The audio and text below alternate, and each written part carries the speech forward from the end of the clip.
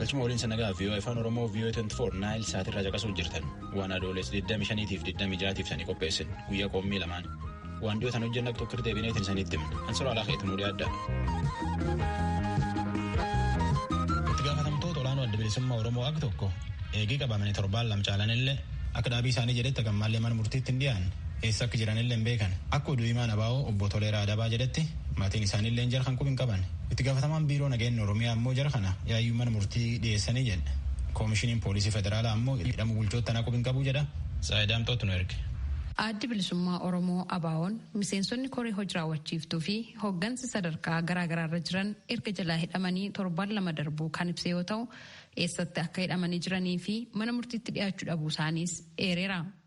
Obbo Toleeraa Adabaa dubbii himaan adda bilisummaa Oromoo raadiyoo sagalee Ameerikaatiif akka himanitti hooggansi olaanoon dhaabichaa guyyaa to'ataman irraa eegalee hanga yoonaatti mana murtiittis hin dhiyaanne jechuun ibsaniiru.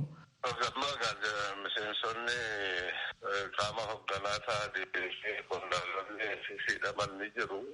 Keessumaa Finfinnee keessa Jaal Mikaa'el Booran, Jaal Kennesaa Ayyaanaa fi Dr. Shibbuu Galataa. Hidhamuu isaanii malee bakka isaan jiranii fi waan itti himataman dhaga'uu hin dandeenye. Mana murtiittis hin dhiyaanne hagamma. Namoonni hidhamanii himatni warra jiraatee mana murtiitti dhiyaatanii mirgi isaanii eegame akkasittiin akka mana murtiitti dhiyaatanii yoo badii qabaatan badii isaaniitiif itti gaafatamu badii hin qaban yoo ta'e immoo gadhiifamuu qabu waan ta'eef waan kun akka hojiirra ooluuf mootummaan gama isaatiin itti dhimmee tarkaanfii barbaachisu akka filatu yookiin immoo mirga isaanii kabaje akka gadhiisu himata qabaate immoo mana murtiitti akka dhiyeessu akka nuuf godhu gaafanna jecha. Addi bilisummaa Oromoos qaama mootummaa dhimmi ilaallatu dubbisaa akka jiru kan ibsan obbo Toleeraan ammatti deebii hin arganne jedhan. Gaggaafachaa dhuma jirraa garuu deebii quubsaa hin arganne. Maatiin isaanii hidhamuu quba qabu waan isaanis hin arganne. Nuti akka dhaabaatti mootummaa gaafachuu malee filmaata biraa hin qabnu ilma gaafachaa jirraa deebii nuu kennu jennee eegna Komii addi bilisummaa Oromoo hooggansi olaanoof hooggansi sadarkaadhaan jiran miseensota dabalatee erga poolisiidhaan to'atamuu isaanii malee eessatti akka to'ataman quba hin qabu mana murtiittis hin dhiyaanne jechuudhaan kaaseef biiroo nageenyaa Oromiyaa dubbisnee jirra. Obbo Jibriil Muhammad hoogganaa biiroo nageenya Oromiyaati. Komii addi bilisummaa Oromoo kaase irratti deebittaa nu kennaniiru. Namoonni qabaman keessattuu namoonni sadarkaa olaanaarra jiran kan qabaman qindeessuudhaan bobbaasuudhaan bifa adda addaatiin yakka raawwate san keessatti gahee olaanaa taphachuudhaan warra qabamanii malee shakkiidhaan warra qabamanii miti. Osoo shakkiidhaan kan qabaman taate namoonni miseensa paartii shanii ofiin jedhu maqaadhaan seera keessa taa'ee ofii garuu hojii dabili ta'e hojjetu tirippil hojii ta'e hojjetu gama tokko wayyaanee wajjin gama tokkoon shanii bosona jiru wajjin kan hojjetu miseensa paartii kanaa akka ta'e nama baay'eetu bakka adda addaa jira waan ta'e warra kana tarkaanfiin osoo ittiin fudhatameen bira dabree jira maaliif badii keessa waan hin galiniif ka badii keessa gale garuu kan dabre qofa osoo hin taane kan itti aanus badii keessa galaan akka itti deemu hubachuunis barbaachisaadha. Addi bilisummaa Oromoo hooggansi kunneen mana murtiitti hin dhiyaanne hanga yoonaa jechuudhaan ibseera. Obbo Jibriil hoogganaan biiroo nageenya Oromiyaa ammoo mana murtiitti dhiyaataniiru jechuudhaan ibsani. Garuu mana murtii kamitti akkasumas yoom akka isaan dhiyaatan wanti isaan ifaan ibsan hin jiru. Namoonni bifa adda addaatiin to'ataman sadarkaa badii isaaniitiin koreen mana qorannaa mootummaa federaalaatii fi naannoo walitti qindaa'ee abbaa alangaatii fi poolisii keessa hunda isaa qabatee tokko tokkoon calalee gara mana murtiitti dhiyeesse kan beellama yeroo irratti argate beellama yeroo irratti gaafate kan ragaa irratti qulqulleesse immoo galmee isaa gurmeessee gara itti gaafachiisutti deemaa jira waan ta'eef warri koree jiru raawwachiiftu isaaniifis warra kana keessaa tokko ta'uu isaa akkuma hubatanii fi kanaan fakkeessanii uummata eenyummaa isaanii hin barre akka hin kakaafne jechuudhaaf dhimma kana irratti beekaasa. Dhimma kana irratti dubbii himaa mootummaa naannoo Oromiyaa obbo Geetaachoo Baalchaa dubbisnee yaada nu kennaniiru. Karaa ajjechaa artiist Haacaaluu Hundeessaa hordofee naannoo keenya keessatti bakkee garaagaraatti lubbuu namaaf qabeenyarra miidhaan ga'eera. Sanaa wajjiniin wal qabatee namoota shakkamanii qaama garaagaraati kan walitti qabamanii to'atamanii keessumaa lakkoofsaan gara nama 7,126 ta'an bakkeewwan garaagaraatti to'annaa jala oolaniiru. Sanarraa kan hafee kan paartiin adda bilisummaa Oromoo kophaatti nama hidhaman geggeessitoonni jedhu waan addatti baasee hin beeku garuu waliigala namoonni lakkoofsa nama kaasee kana ta'an to'annaa seeraa jala oolaniiru. Warri to'annaa seeraa jala oolan immoo bakka jiran hundumattuu bakka to'ataman hundumattuu qaamni dhimmi isaa ilaallatu galmee isaa gara galmee 500 olitti qindeessee akka seeratti dhiyeessaa jiruu fi mana murtiittis dhiyaatanii akka isaanii yeroo beellamaatiin turaa jiranii gabaasni ani qabu kan agarsiisu. Sanarraa kan hafe namoota maqaadhaan adda baasee eenyu eessatti hidhamanii yoo hidhamanii kan jedhu maqaa isaaniitiin ragaadhaan hin qabu. Namni kana keessatti qooda qabu jedhaman garuu lakkoofsa amma kaasee kanatu to'annaa jala oolanii seeraanis hordofamaa jiru. Komii hidhamuu eessatti akka hidhamanii fi mana murtiitti dhiyaachuu dhabuu hooggantoota kanneenii maqaadhaan ibsee adda bilisummaa Oromoo gaafate. Obbo Mikaa'el Booran, Obbo Kennisaa Ayyaanaa, Aadde Caaltuu Taakkalee, Obbo Lammii Beenyaa, Dr. Shugguxii Galataa fi Koloneel Gammachuu Ayyaana dabalatee namoota kanneen biroo dhaabichi maqaa dha'ee gaafateef waajjira abbaa alangee waliigalaa federaalaa gaafanneerra. Namoonni maqaadhaan ibsaman kunneen haala isaan irra jiran bakka isaan jiran qulqulleeffadheen odeeffannoo walitti qabeen isiniif deebisa jechuun waajjira abbaa alangee waliigalaa federaalaatti daarektereetiin daarektera yakka qindaa'aa fi daangaa ce'uu obbo Fiqaaduu Tsaggaa raadiyoo sagalee Ameerikaaf himaniiru. Dhimma kanarratti koomishinii poolisii federaalaas gaafanneerra. Koomishinii poolisii federaalaatti itti aanaan koomishineraa koomishinar Malaakuu Faantaas hidhamuu hooggantoota adda bilisummaa Oromoo kanaa quba akka hin qabne ibsanii jiru. Gabaasa raadiyoo sagalee Ameerikaatiif Tsahaay Daamtoo Finfinneerraa. Viiyoo afaan Oromoo caqasuu jirtan.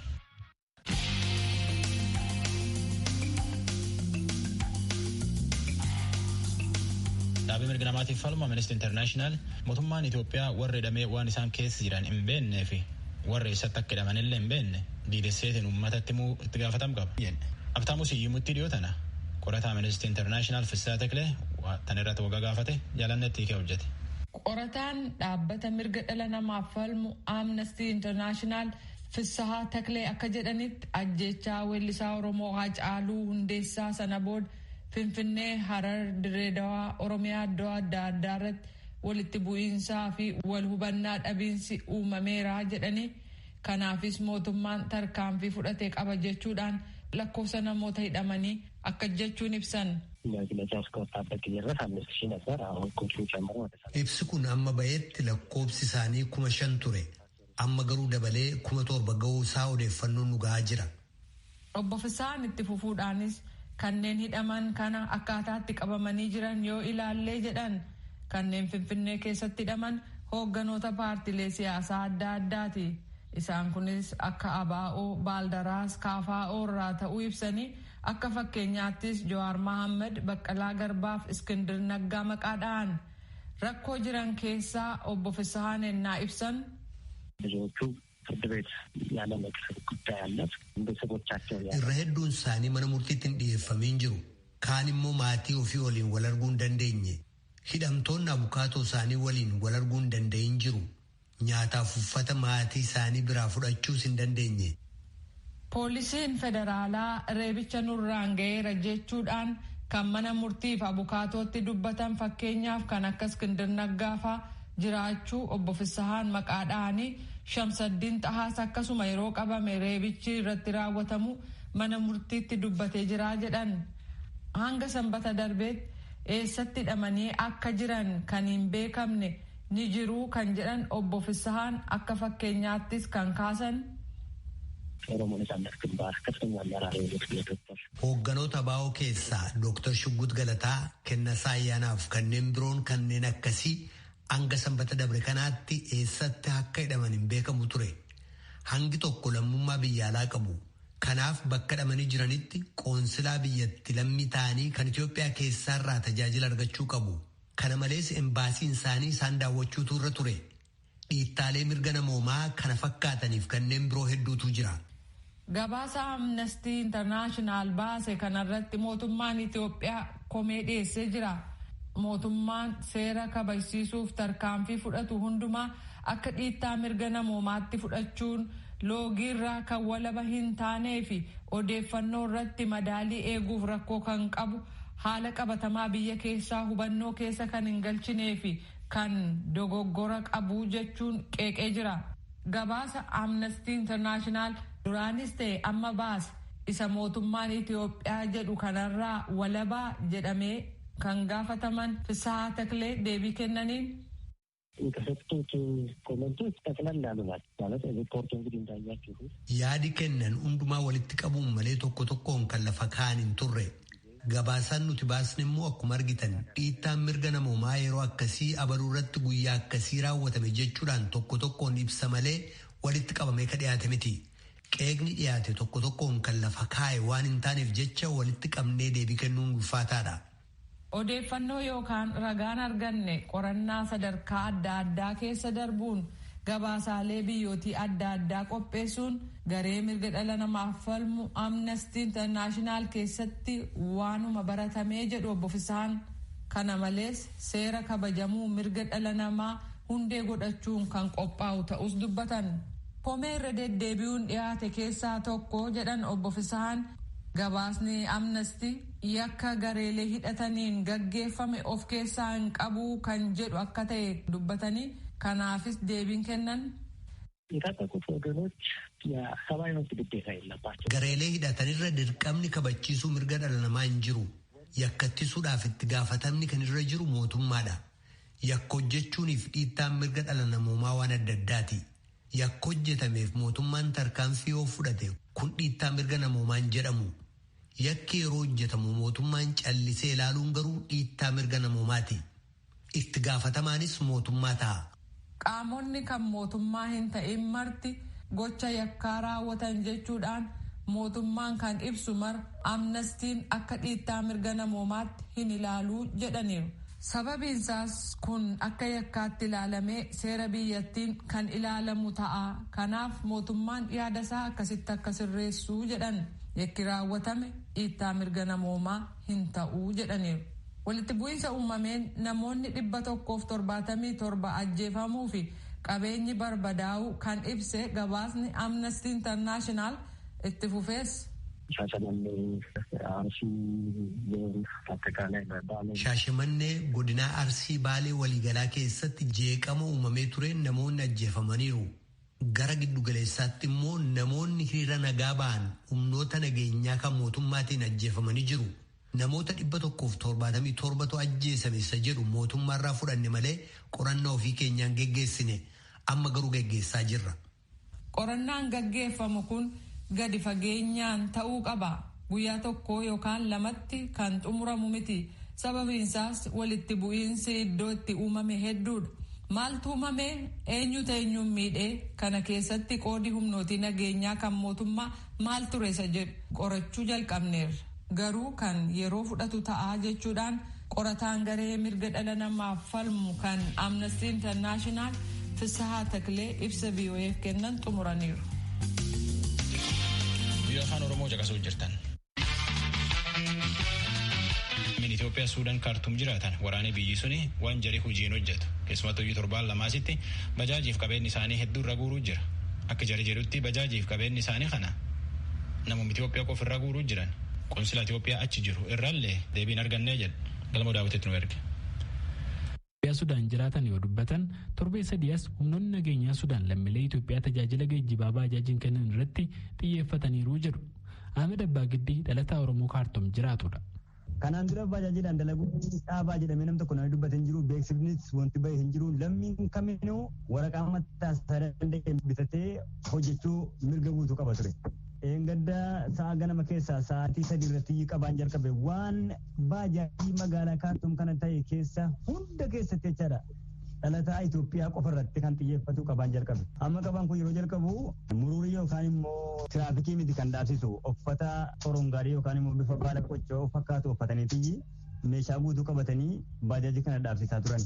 Yeroo dhaabsisanii ijoolleedhuma shofeeridhaa wajjin fuudhanii waajjira poolisii geessu turan. Achitti erga walitti qabanii booddee ganama sa'a 3tti eegalanii hamma galgala sa'aatii 10tti qabaa turan. Waajjira poolisii hunda keessatti fakkeenyaaf waajjira poolisii Arkootitti kan argamu Dilaalaa, Maamoraa, Shaaf Kaartuum, Haji Yuusufiin, Baarii Mattalustaa, ammallee Alfaayaa, Kadiroo, Jireetiin kan jedhamu kana jechaadha. Hundinuu waajjira poolisii hunda keessatti walitti qabamaa ture jechaadha. Erga walitti qabanii yoo raawwatanii booddee galgala sa'aatii 10 booddee deemaa jedhanii ijoollee abbaa baajaajiitiin. Eessa dhannaa jedhanii ijoolleen. Baajaajii kana waan qorannu qabna waan ta'eef waraqaa ittiin bittan fidaati kottaa jedhaniin. Julaayii guyyaa 20 bara 2020 waraqaa ittiin baajaajii bitatan geessanii dhaqan ijoolleen. Erga geessanii dhaqanii waraqaa kana harkaa fuudhanii suuraa kaafatanii amma deebi'aa galaa jedhanii. Haadha moora kana jennan argatan ijoollee.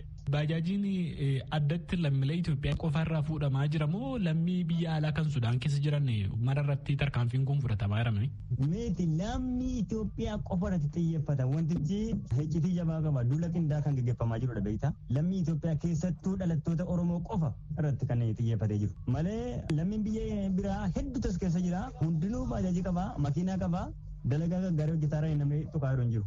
Ahmed sababa lammiileen Itoophiyaa xiyyeeffannoo keessa galaniif wanti beekamu hin jiru jedha. Waraqaa eeyyama jireenyaa warri qabanis eeyyama konkolaachisaa qabanis martuu qabeenyi isaanii humnoota nageenyaa kanaan kaartuum bakka garaagaraatti harkaa fuudhamaa jira jechuunis dubbata. Naannoo waajjira poolisii magaalaa kaartuum keessa jiraatan bakka baqattoonni ijoollee Itoophiyaa jiran hunda walitti qabamaa jiran. Daa'ir dhalataa Oromoo kaartuum ganna 14 ol jiraatedha. Innis duula kanaan humnoonni nageenyaa biyya Sudaan xinnaatu baajaajiiwwan kan qabeenyummaan isaanii kan dhalattoota Itoophiyaa ta'e 100 ol qabanii ugguranii jiru jedha. Naannoo lama jira. Tokko kaartuum kan jedhamu yoo gara Sajjaanaa jedhamu jira. Tokko immoo Arkawiitiin kana keessa kan jiru, Xaayifiin keessa kan jirudha. Inni baay'ee qabatee jira. Kana keessa warra Ortodoksii fa'ituu keessa jira. Hamma kana lammiileen Itoophiyaa bajaajii akka qaban hamma kanaatti kan jedhamu ammallee hin baramne. Ilmaamaan hamma gara 150 wayii hin gahaadha. Xaayir Abbaa Milkii kaartuum keessa baajaajiin tajaajila geejjibaa kenneen jiraataa ture jedha. Dilbata darbe kana humni nageenyaa mootummaa Sudaan baajaajiin ittiin tajaajila kana kennaa ture harkaa akka fuudhe sagalee Ameerikaatti dubbate. Naannoo sadii kan jedhamtu lolan harkaa fuudhanii na dhaabsisanii waan tokko nan gaafanne achumaan meeshaa fuudhanii achumaan na rukutanii waan hin beekamu na fuudhanii deemanii. Achumaan hojii keessa na dhaabsisanii gaafa isinii bilbilamtu amma karra manaa galan jedhanii achumaan gara manaa galle rukutanii rukutuba. Eeyyaman qabdu moo maaliif kan isin harkaa fuudhan wanti isinitti himan jira? Waan nuti himame waan tokko hin jiru. Wanti nu eegaa jirru amma akkuma waliigalaatti dirqama kan qabu mootummaadhuma lammanii kan uummata bakka kana bu'ee kan amma dubbachuu danda'u amma kan jiru akka mootummaatti hin baasii malee hin jiru. Sanaaf immoo akka waliigalaatti binnee maqaa galchinee jirra. Namoota rakshaan walii qabaman kana abbuma argee biratti akka inni hin bannee fi iyyannoo finnee galchinee jirra. Yoo hordofuu dhabaatan uummanni kun amma rakkoo keessa galuun beekamaadha kan jedhu yaada qabaan. Lammiileen Itoophiyaa rakkoo kana himatan qaama mootummaa Sudaan tarkaanfii kana ajaja waan wallaalleef gara imbaasii Itoophiyaatti iyyannee deebii eegaa jirraa jedhu. Obbo Mikaa'el Xoobiyaas konsilaa Itoophiyaa kaartuum jirutti itti gaafatamaa dhimma diyaaspooraati. Waajjirri isaanii dhimma kana hordofaa akka jiru sagalee Ameerikaaf mirkaneessanii jiru. የአምዱርማን አካባቢ ነዋሪ የሆኑ ኢትዮጵያውያን 1-3 ሳምንት በፊት እንደዚህ ወታደሮች ባጃጆቻችን ተይዘውብናል ብሎ አመልክተው ነበር። ከዚህ ኦቦ ሚካኤል torbe sadiin dura kaartuum naannoo omdurmaan kan jiraatan lammiileen Itoophiyaa humnoonni raayyaa ittisa biyyaa baajaajiiwwan qabnu nu harkaa fuudhan jechuun himata nutti dhiyeeffatanii turan. Kanaaf utuu humna poolisii ta'ee salphaa ture kana furuun.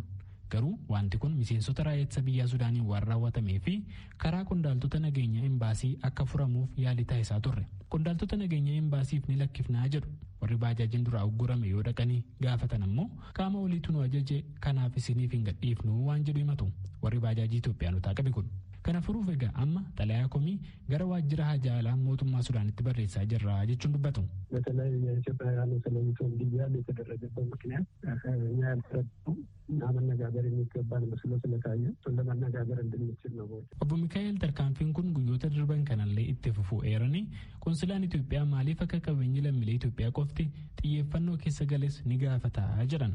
Kanaan duras Sudaan lammiilee Itoophiyaa biyyattii keessa jiraatan dhibootaan lakkaa'aman waraqaa eeyyama jireenyaa hin qabdan jechaan hidhaatti darbitee turte yoo ta'u, qondaalli konsilaa Itoophiyaa Sudaan jiru Mikaa'el Xoobiyaas ergasii aangawoonni biyyoota lameenii maree taasisaniin lammiileen Itoophiyaa paaspoortii baafatanii eeyyamaan akka jiraatan walii galameera jedhan. Warri ala sidhaa bu'ee garuu manni murtii Sudaan adabbii maallaqaatii fi hidhaa waan irratti dabarseef hidhaa eegsisuu hin dandeenye jechuunis dubbatanii jiru. Gabaasa sagalee Ameerikaaf Galmuu Daawit Naayiroobii. Xiinxala siyaasaa Jawaar Mohaammed obbo Baqqalee Garbaatiif nama warra waliin hidhame murtiitiin dhufan nam 30 ol waan tokkoon himachuun qajeeltuu mitii jechuun dubbatan fuula itti hidhaman akka maatiin itti wal arganii fi rakkoo keessa jirri jedhanillee waan hedduu himatan dubbii isaanii torbaan lamaan duuba qabanii Tsaayidaamtootu nu erge. Waxabajjii 22 bara 2012 akka lakkoofsa Itoophiyaatti ajjeechaan artist Hacaaluu Hundeessaa irratti raawwatamuunsaa ni yaadatama. Erga artistiin kun ajjeefamee borumtii isaa waxabajjii 23 bara 2012tti sirni gaggeessaa reenfasaa gara magaalaa Amboo bakka dhaloota isaatti gaggeeffamaa osoo jiru karaarraa magaalaa Buraayyuutti deebi'uun dhaga'ame ture. Sababa reenfi artist Hacaaluu Hundeessaa gara magaalaa Amboo osoo deemaa jiru gara Finfinneetti deebi'een walqabatees namoonni hedduun to'annoo jala oolaniiru. Mana murtiittis dhiyaachaa jiru. Obbo Jawaar Mohaammed akkasumas obbo Baqqalaa Garbaa dabalatee namoonni kanneen biroon beellamaan mana murtiitti deddeebi'aa jiraachuu isaanii abukaatonni hidhamtoota kanneenii raadiyoo sagalee Ameerikaatiif himaniiru. Guyyaa kaleessaa adoolessa 9 bara 2012 akka lakkoofsa Itoophiyaatti obbo Jawaar Mohaammed, obbo Baqqalaa Garbaa fi namoonni galmee isaanii jalatti jiran akkasumas obbo Hamzaa Booranaaf namoonni galmee isaanii irratti tarreeffamanii jiranii fi galmeen namoota biroo qabatee jiru mana murtii federaalaa sadarkaa jalqabaa dhaddacha lidataatti dhiyaataniiru. Obbo Jawaar kaleessa yeroo lammaffaadhaaf kan isaan mana murtiitti dhiyaatan ta'uu kan ibsan abukaatoof gorsaan seeraa manneen murtii federaalaa fi naannoo obbo Tuulii Baayisaa yakka ittiin obbo Jawaar shakkamanii qorannoon irratti taasisamaa jiru tarreessanii deebii isaan mana murtiitiif kennanis akka ittaanutti ibsaniiru. Obbo Jawaar galmee tokkorratti qofaa isaaniiti kan dhiyaatanii irratti qulqulleessina jedhanii deemaa jiran yakka furidha. Uffanni reefa Hacaaluu Hundeessaa gurgurtan kan jedhudha. Lammaffaan reefa sana gurgurtanii fidanii galma PP kan damee Oromiyaa seensistanii jeequmsa achitti ka'ee abbootii aangoo mootummaa naannoo Oromiyaa ajjeesuudhaaf yaaltan kan jedhu.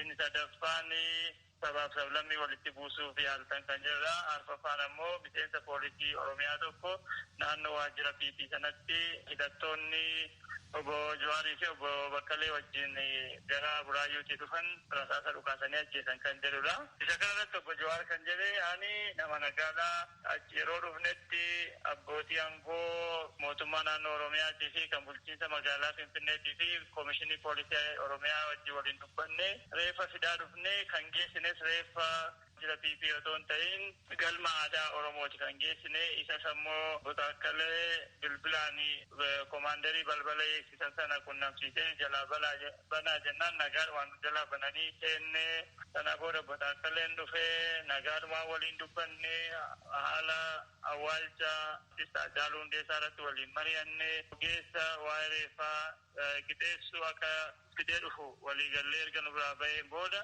otuma dhaabbannee eegnuu daqiiqaa 15 otoon guutiin raayyaan ittisa biyyaa baay'inni isaanii hanga nama 200 ta'uu danda'an humnaa ol hidhatanii bireeniidhaa fi snaayiparii hidhatanii dhufanii nu marsanii kan jedhudha. Obbo Tuulii Baayisaa fi Dooktar Tokkummaa Dhaabaa galmee 7 abukaatota kanneen biroo waliin qabatanii maamiltoota isaaniitiif gorsaa seeraa ta'uudhaan tajaajilaa akka jiran ibsuudhaan kaleessa obbo Baqqalaa Garbaa fi namoonni galmee isaanii irratti himatamanis mana murtii federaalaa sadarkaa jalqabaa dhaddacha lidataatti dhiyaachuu isaanii Dooktar Tokkummaan ibsaniiru. Baqqalaa Garbaa kaleessa nama yeroo sadaffaaf dhiyaatanii namichi kun waan afurii shakkamuusaa mee amma yoo qabatamaadhaan akkasii shakkitan kan hin godhe maali achitti argamuusaadha alatti ka jedhu abukaatonni kaasanii abbaa immoo amma yoo qorannaa taasiseera qorannaan taasiseen mana isaanii sakatta'eera dubara isaanii sakatta'aa jirra ergaa isaan dabarsan akkamitti akka dabarsanis qorachaa jirra warreen kanneen qabamne jiru ragaa namaa sunaannee finne kan jedhu dhiyeessan. Shakkamtoonni hundi qorannoon kan irratti taasisamaa jiru yakka wal fakkaataadhaan kan jiran abukaatonni kunneen adeemsi qorannoo kun fooyya'uu qaba jechuun mana murtiif dhiyeessuu isaaniis obbo Tuuliin dubbataniiru. Akka seeraatti yakki namni gareedhaan raawwachuu danda'a. Garee sana keessatti immoo gaheen nama tokko maal akka ta'e adda baheeti dhiyaachuu kan qabu. Poolisiin garuu kana dhiyeessaatiin jiru. Foormii tokkitti irratti yakka kana galmee hunduma irratti baay'isee nama tokkoon adda baasaati dhiyeessaa. Waan namni kun balleesse maalidha kan jedhu adda baasaa dhiyeessaa jennaan san adda baasanii kan jiranii. Fakkeenyaaf sii kaasa gaazexeessaan Keeniyaa tokko namni Yaasiin Jumaa jedhu qabamee hidhamee jira. Soostenyaa keessa jira namni kun dhaqee dubbiseen jira. Isa irratti himanni dhiyaatee fi himanni Jawaarii Baqqalee irratti dhiyaate tokko. Namni kun nama biyya kanaa miti. Sabaaf sablammii akkitti walitti buusuus wanti beekamu hin jiru. Kaayyoon isaas galmi isaas hin beekamu jechuudha. Akka namoo mana murtiitti abukaatonni galmee hundumarratti jabeessanii mormaatti jiru. Abbaa Langee waliigalaa federaalaatti daarekteeriitiin daarekteera yakka qindaa'aa fi daangaa ceebuu obbo Fiqaaduu Tsaggaa yakki shakkamtoonni ittiin qoratamaa jiran tokkodha jechuudhaan komii abukaatonni kaasaniif deebittaan kennaniiru. Amma akka beekamutti himannaan hin qophaa'ufne qorannoo irra jirra. Himannaan seeraan yeroo qophaa'u ga'een shakkamtoota adda addaan bahee ga'een isaanii sirriidhaan ifa ta'uu hin danda'a. Qaroon irratti rakkoo wanna ittiin shakkaman san immoo ibsaa irra mana murtiitis yeroo beellamaa gaafannu yakka isaan ittiin shakkamaniif poolisiin hagamba wanta hojjete wanta nuufu addaan baasnee tokkoon ibsinees gaafannee mana murtiis kana bareet beellama nu kennaa jira. Kanaafuu yeroo himannaan qophaa'u ga'ee isaanii adda baasa himannaa hin qopheessina ammaaf wanta ittiin shakkaman san walumarratti kaasnee qorannoo gaggeessaa irra amma yaasika jettan sun gaazexeessaa kan jedhu sunu gaafii tokko maaliif yeroo qabamu inni ekspertii IT ta'uu isaa nu ibsee erga mana hidhaa seenee booddee wanti biraa dhufe malee dura IT akka ture ITdhaan gargaaruuf akka dhufe ibsa kennaas ture kana beeknas nu dura erga hidhamee booddeedha kan dhufe ga'een isaa maali inni kan jedhus yeroo qabnu ekspertii IT ta'ee saniin yakka isaanii akka gargaaraa jiru beekna. Qorannootu addaan baasa jechuudha. Qabiinsi mana hidhaatti maamiltoota isaaniitiif taasisamaa jiru sirraa'uu akka qabu mana murtiitiif abukaatoon obbo Jawaarii fi namoota kanneen biroo obbo Tuuliin kaasaniiru. Waa'ee qabiinsaa irratti komii dhiyeessanii turani obbo Hamzaanis obbo Jawaaris eegdoon obbo Jawaaris komii qaban mana murtiif dhiyeessanii turani. Mana isaanii ganama sa'aatii 12tti fayyadamnee galgala sa'aatii 12tti fayyadamnaa kun ammoo fayyaa keenya irrattis qulqullina keenya irrattis dhiibbaa uumaa jira. Maatii garmalee meetira 40 hanga 50 irratti akka dubbisnu taasifame sababa kanaan obbo Jawaar keessumaati maatiin kiyya eenyu akka ta'e adda baasee nyaatallee uffatallee irraa fudhachuu hin dandeenye na rakkisee jira jedhee jira. Gama biraatiin abukaatota wajjin akkaataan itti wal quunnaman sagantaa waan hin qabneef gaafa barbaadan nutti argisiisuu gaafa barbaadan hin argisiisanii kun akka fooyya'u mana murtii gaafannee poolisiin duuchaadhumatti kun soba jedhee garuu manni murtii wantoonni kun akka fooyya'anii hidhamtoonni yookaan shakkamtoonni kun haala mirga namooma isaanii hin miineen haala kabajaa mirga namaa qabuun akka tursiifamanii fi kana gochuu isaas poolisiin beellamattaa irratti gabaasa qabatee akka dhiyaatu ajajee jira. Komii abukaatonni qabiinsaa fi mirga hidhamtootaa irratti kaasaniif obbo Fiqaaduunis akkas jechuun deebisaniiru. Seefuuf injirtiitu jira koovidii waliin wal qabatee san irratti garuu maaltu jira shakkamtootni poolisii jiranii achitti hidhamanii akkamitti maatii isaanii waliin arganii akkamitti abukaatuu argatan kan jedhu san sirriidhaan taa'ee jira. Abukaatuu argachuun mirga isaaniiti seerri inni dirqamsiisa.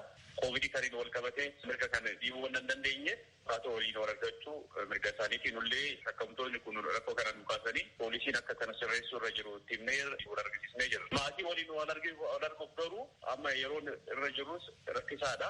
Akkuma fe'anii namni hunduu isaan gaafatuu hin danda'u koovidii kanaan wal qabatee. Kun isaaniif adda wanta ta'e wanta ta'in shakkamtoota kaawwan mana hidhaa jiranis akkanumatti keessummeessaa jiru. Kanaafuu wanni addaa isaan irratti hojjetamee jiru jechuudha. Seerumaa dabarree wanni isaan nyaatan maatii irraa akka dhufuuf goonee jira. Jira akka seeraatitti yeroo amma itti argamnu kana wanni nyaataa hoo maatii irraa dhufuuf wanta tuquutu jira. Koovidiin nama dhiba. Kun irra keessa maal goonee qabeenya isaan hoo qabaman mana addaatti akka ta'an godhamee hidhamtoota kaawwan wajjin akka waliin arginu goonee wanni isaan nyaatan alaa akka galu ta'ee jira. Kanaafuu qabiinsa irratti rakkoon tokkos hin jiru. Obbo Jawaar Mohaammed akkasumas obbo Baqqalaa Garbaa fi namoonni galmee isaanii irra jiran adoolessa 22 bara 2012tti kan beellamaman yoo ta'u galmee obbo Hamzaa Booranaa fi kanneen biroon ammoo adoolessa 21 bara 2012tti beellamamuu abukaatonni isaanii dubbataniiru. Dhaddacha kaleessaatiin ijoolleen obbo Baqqalaa Garbaa, Boontu Baqqalaa, Kiyyaa fi mucaan durbii isaanii Saamu'eel mana hidhaatii gadhiifamuu isaanii maatiif abukaatonni isaanii ibsaniiru. Gabaasa Raadiyoo Sagalee Ameerikaatiif Tsahaay Daamtoo Finfinneerraa. VOA Afaan Oromoo Waashingtan DC irraa caqasuu jirtan. VOA Afaan Oromoo VOA 24 Naayil Saat irraa caqasuu jirtan. Sirbalii birraa kanaan Afaan Oromoo faarsen. Taarratan nagaan nu bula. Ansiroo alaa keetiin filantaa afaan Amaaraatti ta'an boruu walitti dachaan.